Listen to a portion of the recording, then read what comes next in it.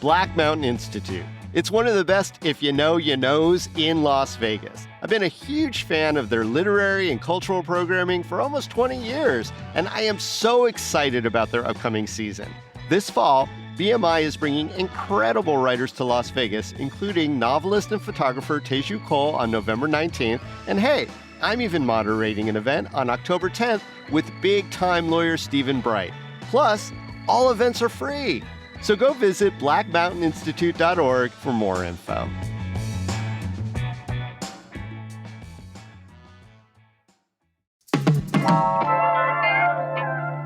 It's been an emotional week, y'all, with literal trials and tribulations. And as we head into September with the weather slowly beginning to cool down, well, the political discourse is already heating up.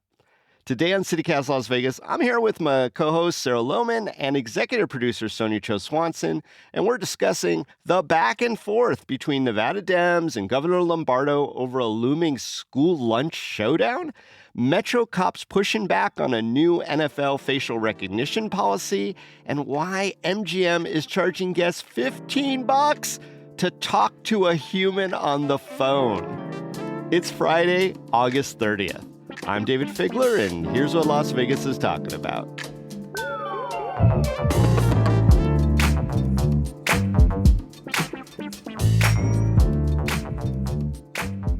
Sarah and Sonia, welcome to the Friday News Roundup. Thanks, David. Hi. Hello. Hey there. Well, it's hard before we get started with the news not to hit that hot headline from the week, which, of course, is the Rob Tellis trial. Yeah. It did make international news, and with the first-degree murder verdict and a life sentence for Tellis, it seems like there's some vindication of that original and very, very sad theory that the motive for journalist Jeff Garriman's killing was indeed retribution for unfavorable reporting on him. We did a whole episode yesterday about the verdict and the sentencing. Do either of you have any thoughts on the ending of this chapter of the story? I actually have a question for you, David Figler, Esquire. Yes.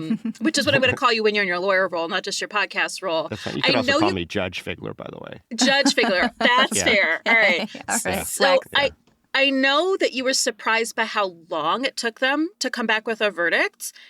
Were you surprised at how quickly they came back with a punishment? No.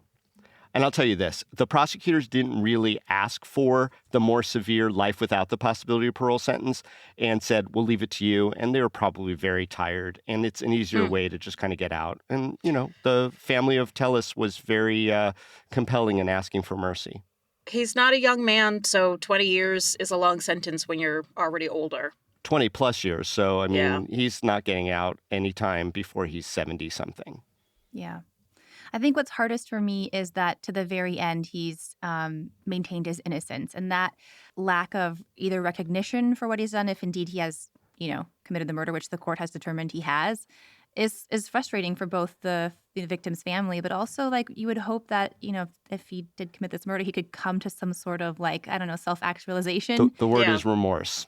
Remorse. Thank you. Yes. Maybe there's access to good therapy in our prison system. Ha ha. Well, let's jump into the politics. Looks like the Dems are gunning for a showdown over free school lunches. Sonia, what's the setup here? Yeah. Okay. So the Nevada Democrats have just released a BDR or a bill draft request to revive an issue that was killed in the 2023 legislative session. Y'all remember this, right? Killed or vetoed? Well, same thing. Vetoed by Lombardo. It was Everything was. Well, so many things. That's an exaggeration. I know. Yeah. That's hyperbole. But what they've done is they've actually tried to revive an issue over universal free lunch, which is giving free lunch, free school lunch, and breakfast, making that available to all CCSD school children. We actually just re-aired an older episode about this on Monday. Remember that conversation we had with Kim Foster? Oh, yeah. Because, again, this feud goes back to last year's session. So Republican Governor Joe Lombardo vetoed, as you pointed out, the use of ARPA funds, those COVID funds, to extend universal free lunch for another year. That's why this school year, not everyone in CCSD schools gets that benefit. The bill draft request came through from, I believe, Assembly Leader Sandra Jauregui, along with Assemblywoman Shea Bacchus.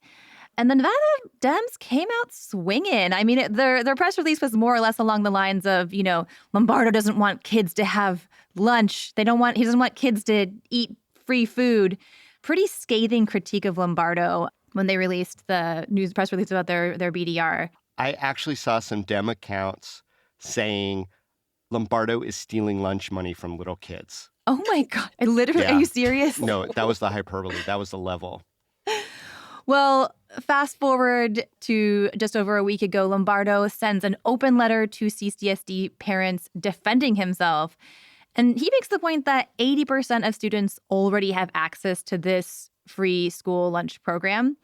And then my favorite piece of writing on this so far, our dear friend of the pod, April Corbin-Gurnis, writes an op-ed in the Nevada Current this week. And her point is that both the Democrats and Lombardo deserved attention for their statements on school lunch. Deserved attention. That's funny. Yeah. And she points out the inaccuracies on both sides, which I appreciated. She says that Lombardo is right. Most kids in CCSD actually do have access. We can critique CCSD for a lot of things, but giving broad access to free school lunch is not one of those things. That kids in need are getting the food that they need. Exactly. But April also criticizes Lombardo over his stats. For example, in defense of his veto, Lombardo had said something like 73% of free school lunch is thrown away. April debunks this. Oh, right. Apparently, it was just like one study that was generalized to all school free lunches. And also, it was only 73% of veggies that are thrown away.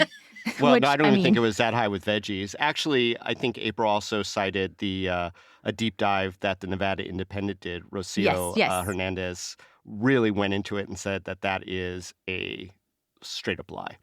Right. Straight up. Yeah. So credit to the Nevada Independent for that reporting.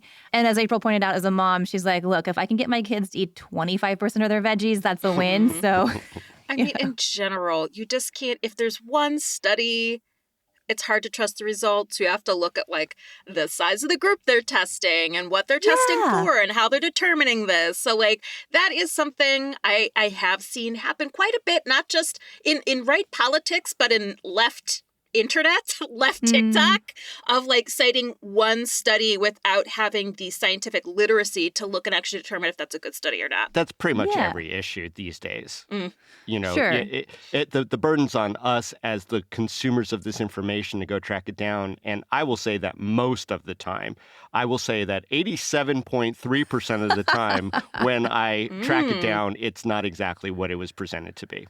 Thank you for that refreshing statistic, David. Yes. Well, there's a study I'm that not going to says fact check that. Yeah, 87.3% of all information shared on TikTok is not shared by complete. David Figler. Yeah, that's true too. So the upshot essentially is that this has turned into a giant political hot potato. Yes. Both sides, are lobbing increasingly intense accusations at each other. And pretty soon it's going to be, you hate children, I think is the argument, right? Well, I mean, that's always the thing. If you could bandy about, the kids, whoever has the position of being more pro-kid, I don't know. I mean, does this kind of discourse, like you call it, Sonia, hot potatoing of school lunches help or hurt the students in the long run? Well, I think it's interesting that because the issues become so intense that more people are hearing about it and that it's becoming maybe a little bit more of, a backyard fence conversation topic. Maybe it wouldn't have become such a widespread conversation if this hadn't turned into such a political kerfuffle, right? So that's perhaps one upside. I think what I get worried about is that like when people's political careers are at stake, like when we've ratcheted up the political discourse to the temperature that it is right now, and people are like, okay, well, if I don't defend myself, then suddenly I'm a child hater, or if I don't, push this forward, suddenly I have like failed my party. Then people are sort of more interested in protecting their careers than actually looking out for what can actually benefit children. I think there's less opportunity for bipartisan dialogue. There's less opportunity for compromise and actually looking for solutions. So that's my concern. Sure. And, so you bring up a good point in that I wasn't fully aware, not being a mom, I do hate children. Just kidding. You can not have kids and still be really invested. Your words say, I Just Yeah. kidding. Your face says kids Laughter. suck. No, I love kids and cats, unbelievably. But, obviously I'm very invested in the children of Las Vegas, and I wasn't totally aware of this issue. So, of course, like the peeling back of like, okay, well, 80% of kids are already getting free lunch. But then it does leave that question of like, wait a minute, why don't the other 20% of kids get free lunch? And I get the why don't they is because they're not an economic need.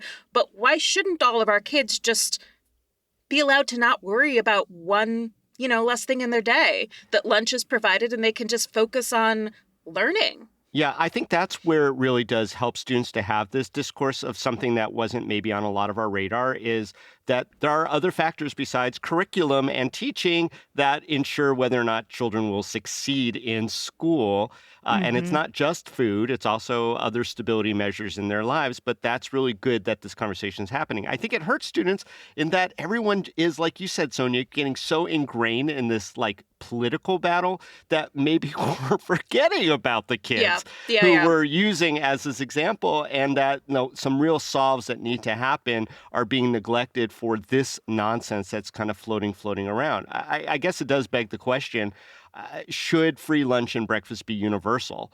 That seems to be where they're taking their battle lines. Yeah, and I actually hope to see that because it's been one of the things that has been highlighted on, what Walz did in Minnesota as governor, right? That's one of the big things that they're bringing out, not just because the photo of him being hugged by children is really adorable, but like it just is one of those sort of like, well, that makes sense. This is going to sound like such a hippie progressive thing to say, but we do spend literal billions on murder machines, on war, right?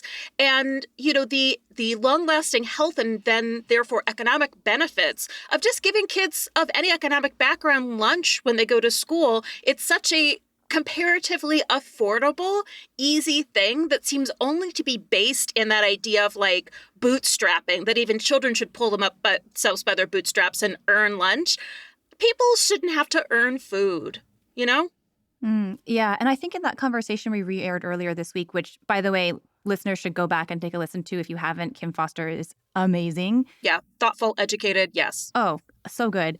Kim pointed out that there's also just this stigma of having to be the kid who gets free lunch. But if everyone gets free lunch, then no one has the stigma, or if everyone has the opportunity to get free lunch, right? Another great point, Sonia. I was wondering about that, and I don't know the details because, of course, some schools, districts, and other states that do this, everybody has a swipe card, so you cannot tell who's getting free lunch or not, right? Yeah. But, it can also go the other way, too. If somebody is paying for their lunch where the majority of the school might not be, that is also bringing unfavorable attention to them in a different way, too. I mean, it's just sad that when we talk about, that's a waste of money, we only talk about waste of money when we talk about, helping out kids. And we're also not talking about the benefits of having kids graduate and be healthy and happy as they get through school, because then when they come out, they're going to be better little citizens. And maybe the allegations of socialism afoot in Nevada are a little misplaced. There's no good reason not to feed kids. It just feels like a not very thinly veiled act of oppression, right? To disadvantage certain people over others. So I think Lombardo's argument, though, is that kids are getting fed. His point is that anyone who needs it gets access because we have such wide and broad coverage. And the 20% who aren't, quote unquote, eligible for the free school lunch are kids who don't need it in the first place. They're already getting that fed. is the argument. But as our That's friend Kim Foster points out in response to all this on Twitter, we don't want to miss one kid. And this way we make sure. Why not give them food?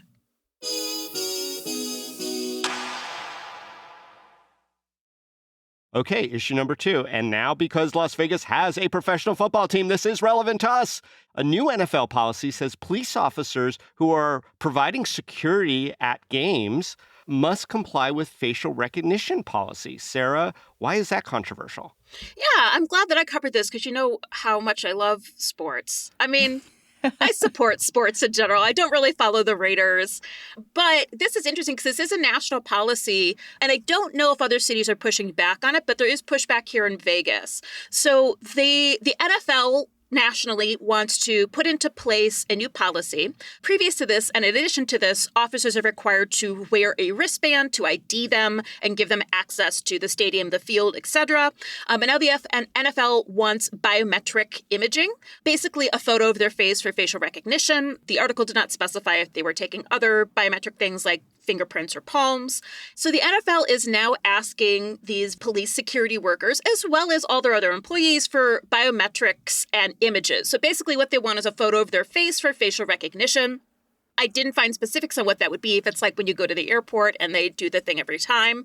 So the police union here in Las Vegas is actually pushing back, and they're saying that the wristlets, which have been the policy for years, since the Raiders have been around, are enough. There was sort of a back and forth between the NFL and the union. The NFL offered to destroy the biometric data at the end of this season, as opposed to what they originally proposed, which was keeping it for 3 years after the last time an officer worked an event. So that's what's happening. Huh. So what are the concerns of the union? Why don't their officers want to give up photos? It is a little at this moment unknown. In the Las Vegas Review-Journal article that covered this, one of the union leaders has previously said he worries about the photographs falling into the hands of people who oppose the police and could harass officers, which sounds a little, One of my inside source says that the police union has some concerns about the NFL selling officers and other government employees information to private companies. That is all I know so far. Like when you sign up for an app? That's a pretty common concern, I think, for anyone. All peoples. Yeah. I would not want my facial recognition data to be sold to any private company. This just came up this morning when I was browsing Instagram. There is an advocate who works specifically in teaching people how to opt out of biometrics. And I didn't realize this, but you know when you go to the airport and now they're taking a photograph of your face as opposed to manually checking your ID, you can legally opt out of that. It says so in the TSA website. It says that this is a new experiment. And she has little cards printed out that you can just say, here's what it says on your website. Can you check my ID manually? I haven't tried this yet. What better way to not draw attention to yourself going through TSA to say, I refuse to comply with your voluntary system? That is I the know. concern. I mean, it does seem right? But David, if we all do it, then we're not drawing attention to ourselves. We're just making TSA lines super long. And and that's the pressure. Like, do you want to hold this up? But like, why can't you just look at my ID and then look at my face the old-fashioned way? Why are you capturing my image again and again and again every time I pass through? I'm pre-check, baby. I don't need that in my life. Yeah. I mean, should we be worried that the stadium is asking for these increased security measures because there have been issues there not reported? Why do you think that they care so much? Why do you think the NFL cares so much? It's a great question, and I actually don't have an answer for that. They have not pointed to any specific incidents that would require the increased security of police officers.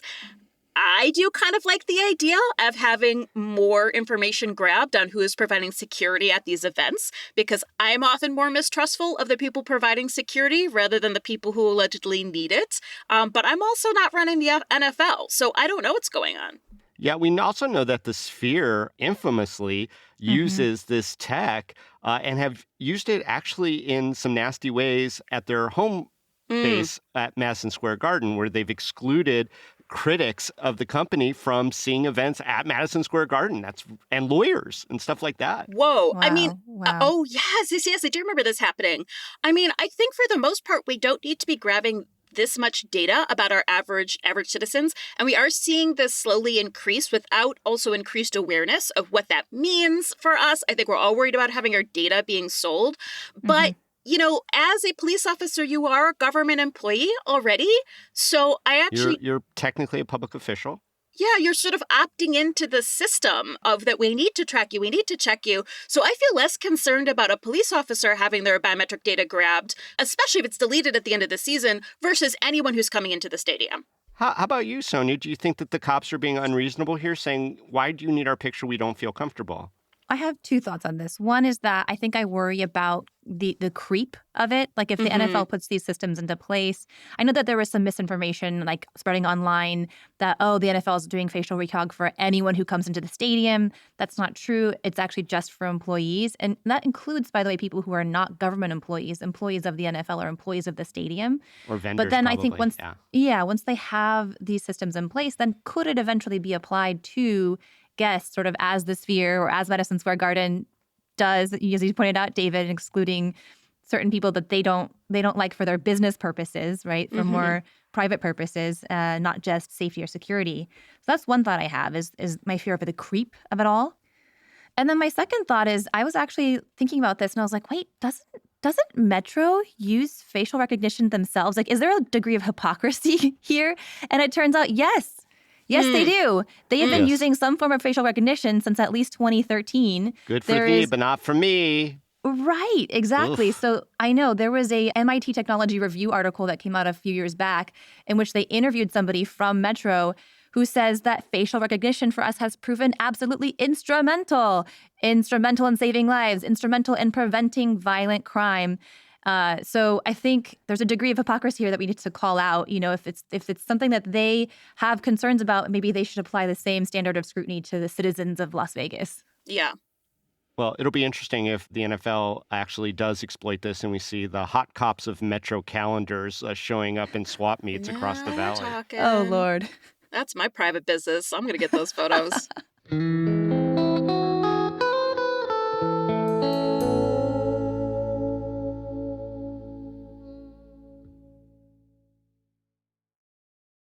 All right, let's move on to the last topic. Okay, so we saw this initially on Twitter, and then there was some follow-up reporting on it.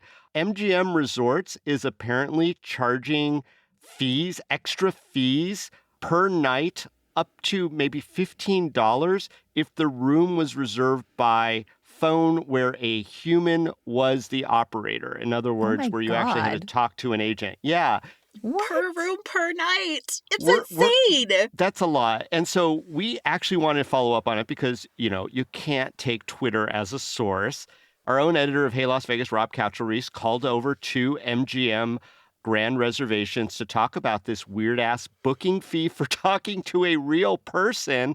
And the rep there did admit that there is a fee. They also said that it is often waived. They waive it for reward club members. They waive it for military, AAA, et cetera. They also said, hey, it's fully disclosed. But Rob kind of pushed back and said, no, it doesn't really look like it's disclosed. And then she said, look at the website. And he said, I'm not sure the website says that. And then she said, well, it's a call by call basis. But to Rob's research, it does look like that $15 is a standard for this particular fee for talking to a human. Yeah. Wow. So what's the alternative then? Just like booking online or booking? Yeah. Well, you could do that. You could book online, or you could actually go through, I think, like a little push button automated action. Okay. Yeah, on the phone. But if you have to then talk to a human being, you get slapped with a fee? That seems weird. Have you guys ever been slapped with an unexpected fee at a hotel or a resort, to your knowledge? Ooh, I have to confess, and hotels, please don't take advantage of this, but I'm really bad at checking hotel invoices. So probably.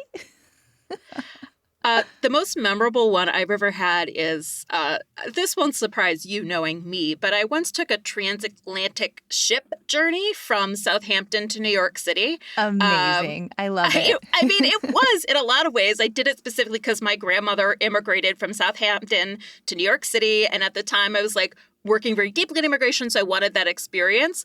But unlike other cruises, it was just 6 days, 5.5 days of ocean. It was pretty insane, but I knew it wasn't going to be like it. We're not stopping in a port in Jamaica. Like we're just going across the ocean. It was January. But for me, I was like, I'm a writer. I'm going to get tons of writing done. It's going to be so productive. Friends, internet on this ship was $7 a minute. What? I spent... That's some old school call 1-900, Yes. trap the kids trying to hear sexy talk. Wow.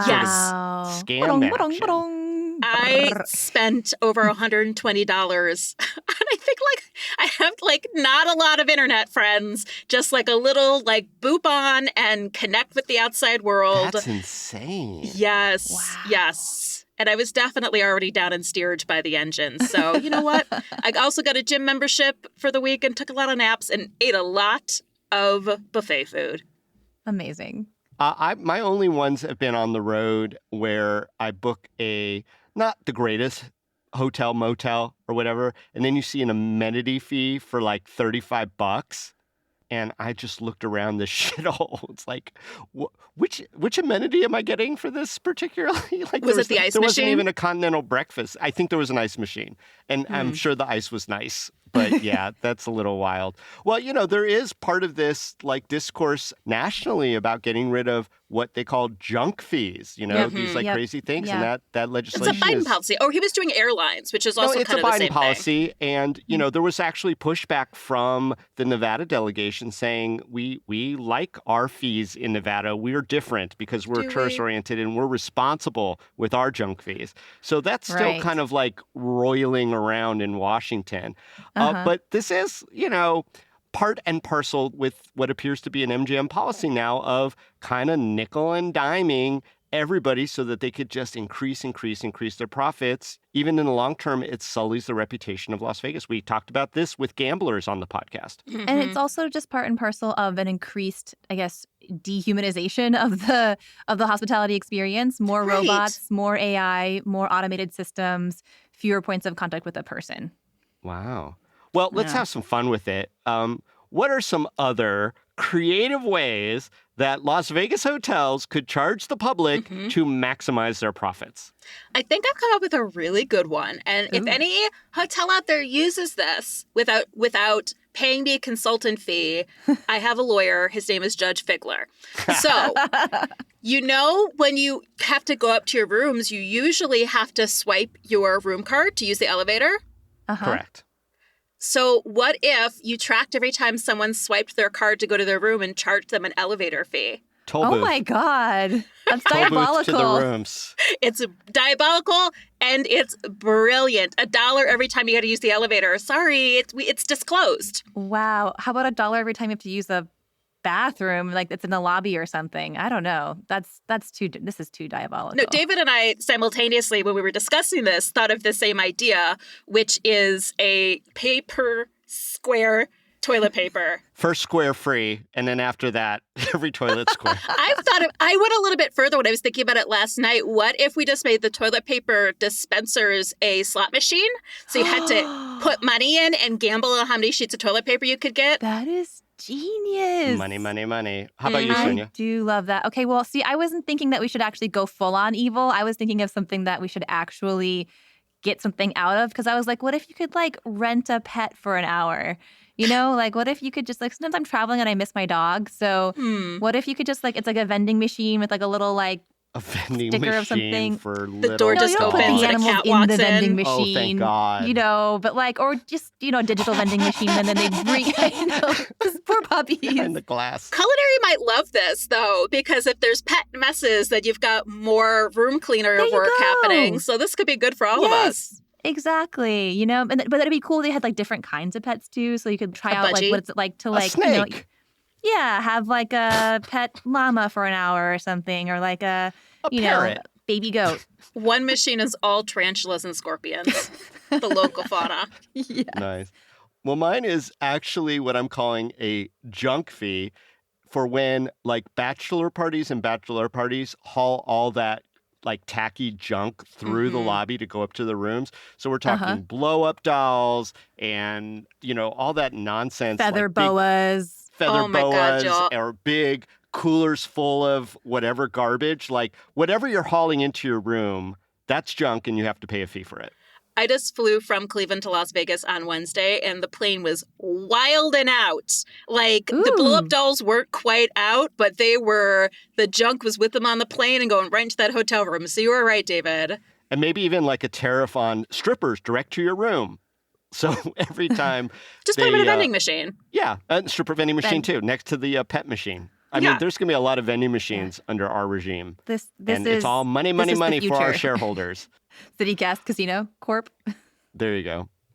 All right. Well, Sarah and Sonia, those are actually brilliant ideas. And I'm Thank sure you. that MGM, thank you. Caesars, and Thank you. whoever else is remaining on the strip will be adopting them sometime soon. Thanks I'm so much. because I said it first. This is copyright law, everybody. If you see them using these ideas, Ideas aren't really copyrightable. I have to do it in my hood. All right, well, I'm going to start charging everybody a fee to come into my house. And then that proves that I came up with this first. We're good to go. They have to pay me. All right. Well, that was a fun note to end it on. Sarah and Sonia, thanks for joining me on the Friday News Roundup. Thank you, David. Thanks.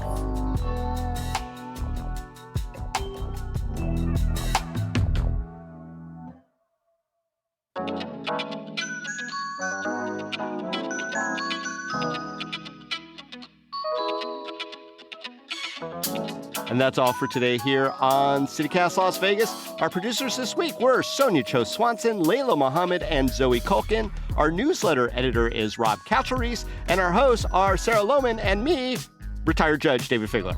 Music is by OG Moose, Epidemic Sound, and All the Kimonos. We recorded this show on the traditional homelands of the new movie, The Southern Paiute People.